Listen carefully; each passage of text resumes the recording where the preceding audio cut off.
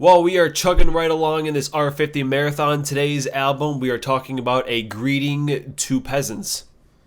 Or wait, no. A Farewell to Kings. That's what it is. So after 2112, Rush is pretty much in the clear to do whatever the hell they want because 2112 was such a bomb-ass album. It didn't bomb, but it was the bomb. It was the bomb album for them.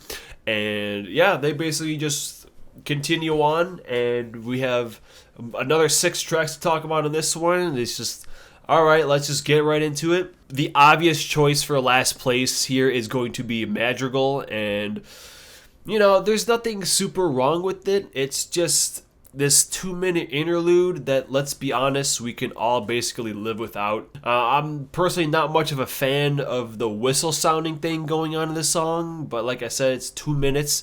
Like, who really cares? I mean, if anything, it's just delaying the good ass final track on this album. So it's just like, all right, let's skip this and just get on to the good song. That's about it for Madrigal. Up next, we have the title track, A Farewell to Kings. And to be fair, I kind of forget how decent this song actually is. I always dismissed it as just this album intro.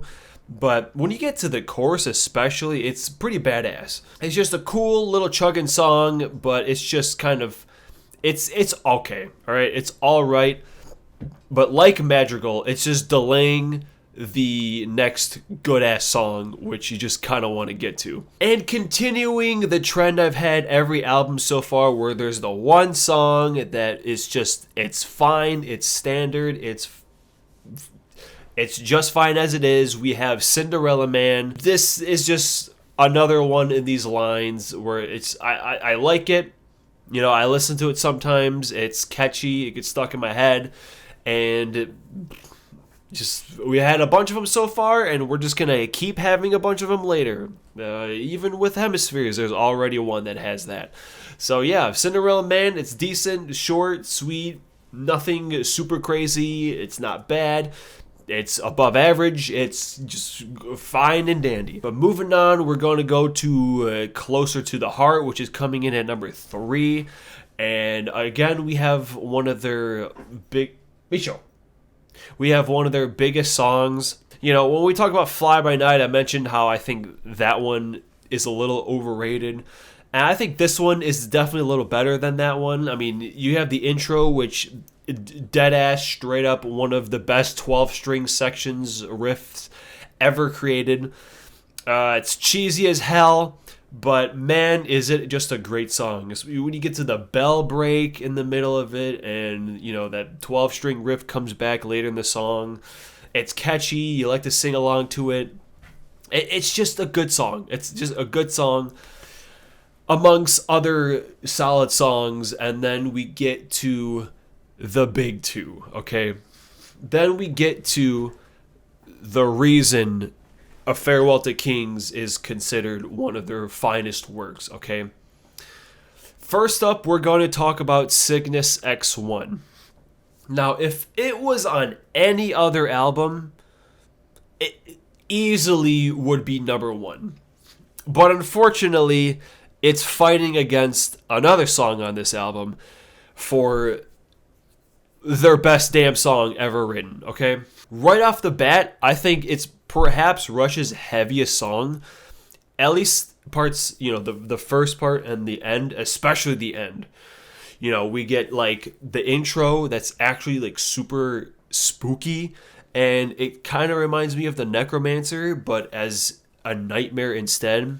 With the Necromancer, you have Neil narrating high as fuck, and then in this one, he's narrating, but there's like these crazy vocal effects on it, and it's very frightening, and you get the bells and the ominous sounds, and then you hear the bass start to slowly creep in, and it's just ooh, and then you get that riff where all 3 of them are like syncopated, and then yeah, you get the part 2 just full of classic Rush shit, but really the song shines at part 3 right when it breaks into the octave riff on the guitar and the ba-da-da, ba-da-da, ba-da-da, the bass and drum thing, and then the whole last like 2 minutes or whatever that is just on par with like the Necromancer shit.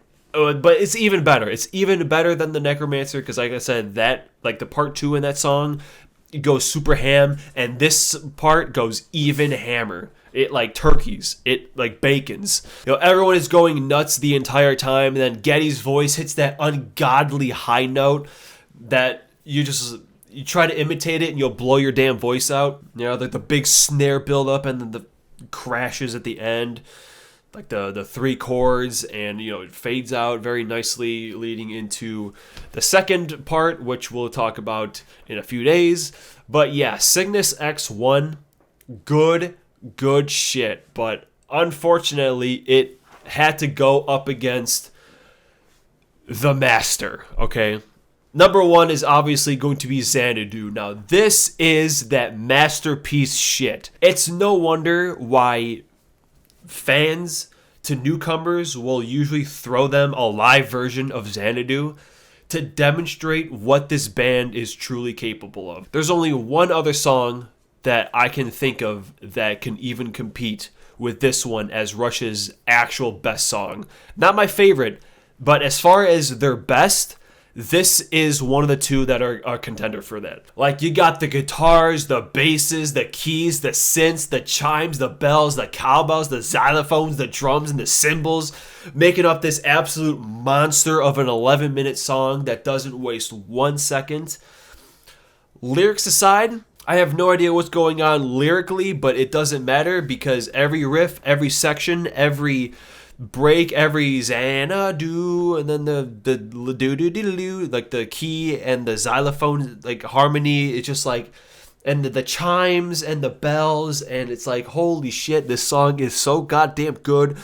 And I am so glad they played both Cygnus and Xanadu on their R40 tour. This guy, yeah, man, Xanadu and Cygnus, Closer to Heart, Cinderella Man, good stuff. Farewell to Kings is pretty decent. But these 2 songs, man, are the reason that this fucking album is in their top 10 easily. So, yeah. They're good. That'll do it for a Salutations to Queens. Join me in a few days where we get to take a look at the Big Bang grand finale of the 70s. Where they kind of went balls out and wrote a song that is giving Xanadu a run for its money for greatest Rush song ever written. I don't know which one I would prefer, but damn, they're both good.